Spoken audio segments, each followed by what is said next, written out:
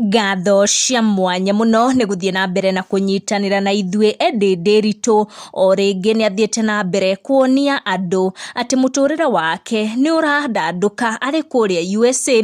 Tutanaria ici makiria iria ciekira mashabik na followers ake Gikeno itikira tu gucokeria ngatho cia mwanya muno ni undu wa gwitikira kunyitanira na ithue ugataukwo ni iria ire yumiria guku nenda-ini. Edday akoretwo akionio wendo munene ni mashabik ake riria a post bica ciake kana ginyagia cia ciana ciake makiri kuria USA kuria mara rebuild muturire wao thutha wa ihinda iritu guku bururi-ini. Edday onake ni aronania gutika kunene ni undu wa wendo uria arathie na mbere kuonio ni followers ake guku nenda-ini, na makiria riria a post bica kuona irakorwo ikiamukira makiri ma views ginyagia comments na gucungiriria namba ya aria marakimufollow kwambatira na njira nene muno. A move ironekana gukorwo attract makambuni na andu ngurani aria marakenda kurutithania wira nake ni undu wa personality yake, kuona wenda kiri nginya mutugo wa gugicokia ciugo nduru kana gu comment ovyo kuri fans aria marakimuonia wendo guku social media.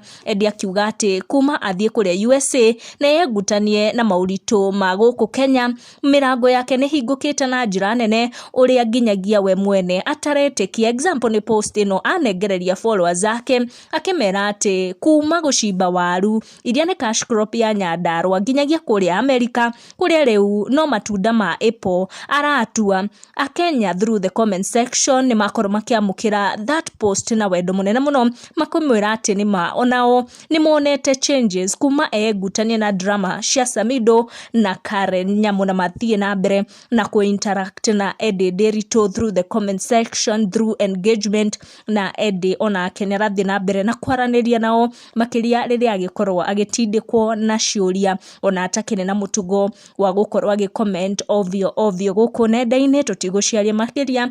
Thengiu muno ni guthie na mbere na kunyitanira na ithue. Tucemanie in our next video.